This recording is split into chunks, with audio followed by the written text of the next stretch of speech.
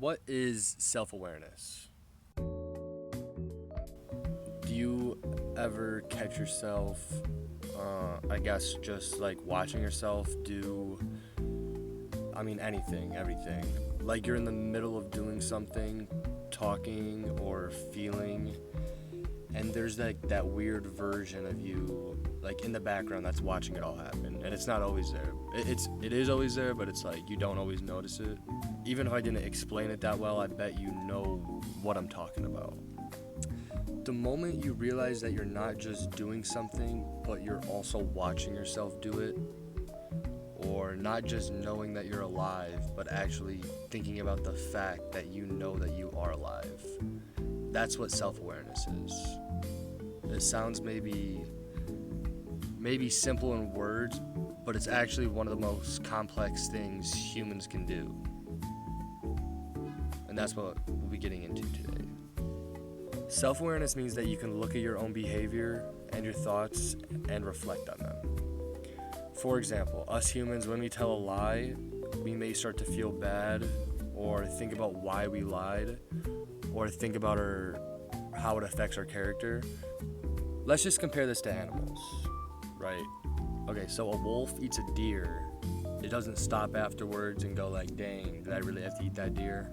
Like, was that the best version of me today? Like, it doesn't say that, you know. It just does what it's programmed to do. It's just an aggressive, it's a wolf. It does whatever. There are some cases that some people may argue something about, like, people have pet dogs. They do something and they look guilty because the owner's like looking at them. But that's always the dog responding to like the owner's body language. It doesn't understand why what it actually does is bad, and it doesn't reflect on its behavior. Humans are different. We can feel bad about something that happened last week. We can rethink an argument and realize that we were the problem, and we can even feel embarrassed about how angry we got at the situation.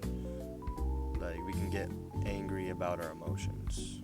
Like, it's kind of weird when you think about it, but that's the difference. That's why we are aware.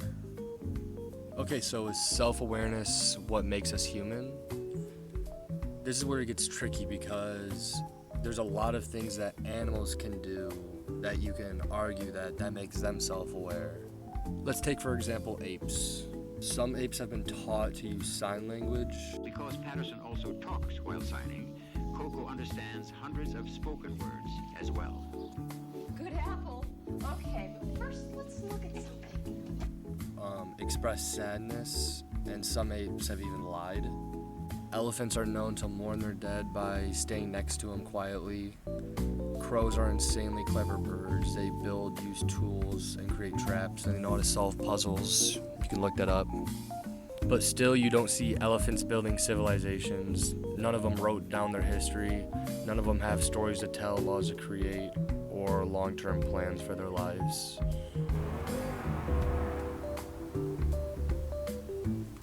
So what's the difference?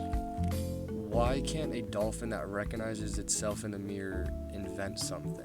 Or why can't a crow who builds its own tools start a school for crows to teach them to build tools? A crow school.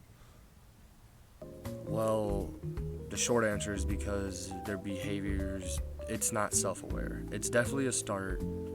It's clever instincts and it's impressive, but it's not reflective towards anything. Humans didn't just get smart. We started thinking about the fact that, hey, we're thinking now, and that's when everything changed. Alright, so let's get into that. So why did humans become self-aware? Like, what was the thing, other animals, like, how did humans do it? Well, let's start a long freaking time ago. There's no one point in history people know that someone thought of it and someone was like, whoa, I guess we exist now, and was aware, and there's no, that didn't happen. But we can look back in history and find clues approximately when. At one point, we were just like any other animals, you know. Our brains were wired for just like surviving, you know, hunting, gathering, I don't know. Just like we weren't as aware as we are now, obviously. I know it's obvious, but. Well, while reading Guns, Germs, and Steel, a book about how civilizations became more advanced than others, but it's more based on earth science, natural biology, and evolution and stuff. Well, it talks about how early human ancestors like Homo habilis used stone tools over 2 million years ago, and those are like our human ancestors. That was a while ago.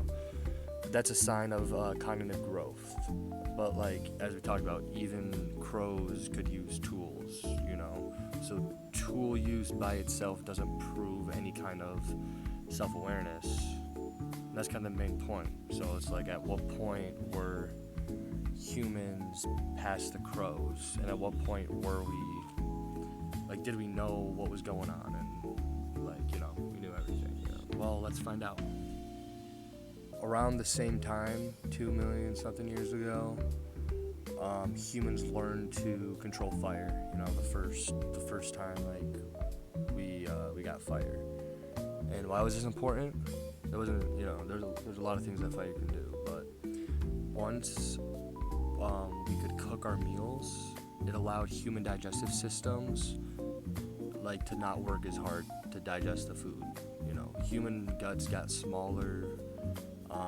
So it freed up a lot of energy in the body, and scientists think that all that energy went to the brain, and that's how humans' brains got bigger over time.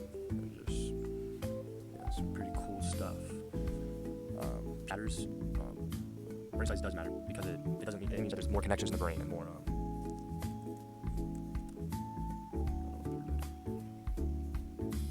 Why brain size matters. A bigger brain compared to like body ratio, it means the bigger the brain, the more connections, the more memory, which means more reflection too. So it was like, that was just being able to cook our meals was a part of our evolution. Next came Homo naledi. Came Homo naledi. I don't even know how to say it.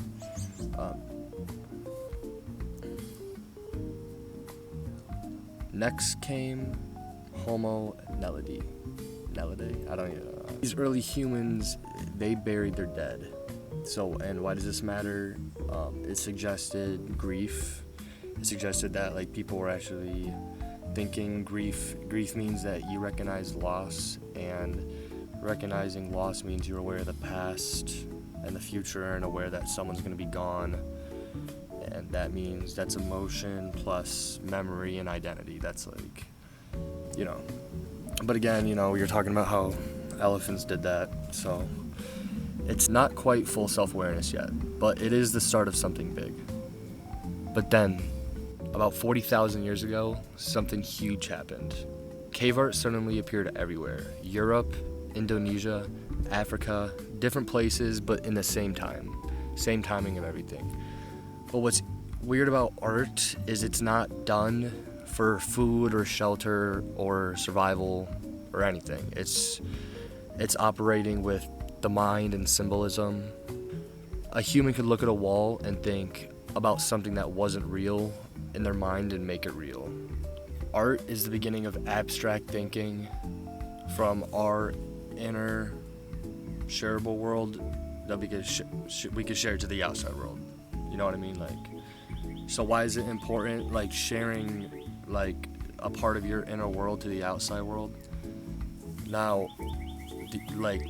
the answer that we're looking for is, like, how did humans become self-aware? The answer's on the tip of our fingers. Now, it's still not art, because art still has barriers. Because I know you've seen that elephant that is, like, painting and knows how to paint. So what is the answer?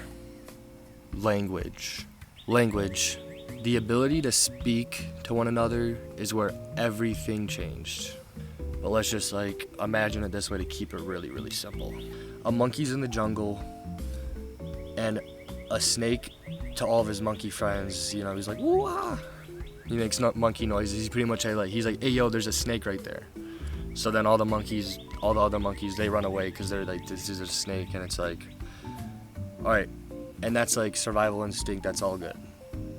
So, but here's the difference with a human and with language. Humans have the ability to say, hey, don't go over there. My uncle was bit by a snake over by that tree last year, you know. So now you're not just reacting. It's not survival. It's not just like instinct. It's knowledge transferring across another mind, one brain to the next. You're creating memory, culture, and identity with that moment. Language for humans turns isolated thoughts and moments people are having internally into things that we can share, a shared experience that other people can react to. Language allowed us to teach, plan, warn, and comfort others, and share our imagined thoughts with one another. So humans and animals can do similar things.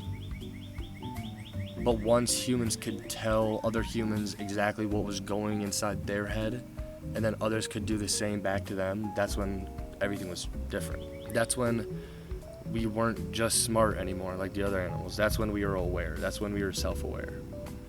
Think about it like this. Before language, you could feel pain. You could be confused, fear, maybe even joyful, but it's like you didn't even know what emotions were. It's like they were all just what you were feeling. You probably thought you were like not the only one feeling it, but just like you were just like no one even knew what was going on in anyone else's heads, you know.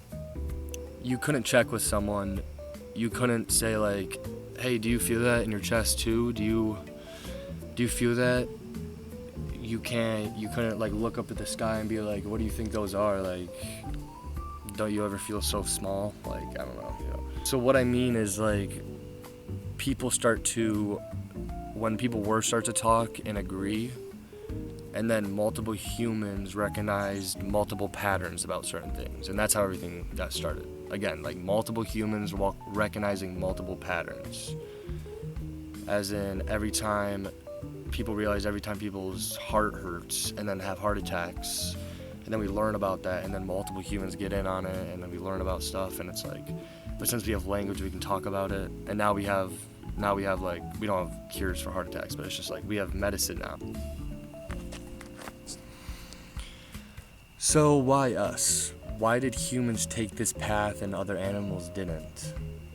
Like, I mean, it seems simple. Like, it's just part of our biology. Like we mentioned, we got our bigger brains thanks to the diet that we are eating. But you know, I feel like it goes a little bit further than that. You know, part of it is emotional complexity that humans gained, right? As we figure this stuff out, food, medicine, and you know, having fires and stuff, that's what built our society. No, it's not just surviving anymore. It's learning, teaching, predicting, and imagining futures that haven't even happened yet, based on what you already know. And well, why was language the key? Well, pretty much everything I just said is why. Because everything we've ever discovered, right? Math, physics, atoms, AI, everything, you know, before Albert Einstein, before relativity was still a thing, you know, before Isaac Newton, gravity was still a thing. Technically, the dinosaurs could have figured it all out. They could have figured out AI. Like, they had all the tools necessary. Okay, so, well, what's my point then? My point is that ideas do not grow in one brain alone.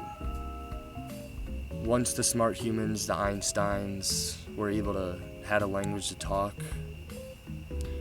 then everything started to multiply. And as our ideas were growing faster than our biology, like, you know, growing faster than our evolution, we got technology. But again, it was all already here, but someone just had to say it out loud for the first time. And yeah, so I'll leave you with this to think about. I'll leave you with this. Once you understand awareness, you realize that there were probably definitely gifted minds before language ever even existed. What did that look like? Because there definitely exist. Alright, imagine you're a caveman who notices something. You're walking in the forest and you grab 2 berries with one hand and 2 with the other. And you just look at them and you're feeling something. You see a pattern and you see that it's 4. Again, you don't know what words are. There's no numbers yet. There's nothing to describe what that is yet. There's no math. It's just straight up intuition. He's just seeing 1, 2, 1, 2, and it's just like, he's a smart guy, but he's just like, he just can't figure it out. The caveman sees patterns in the trees.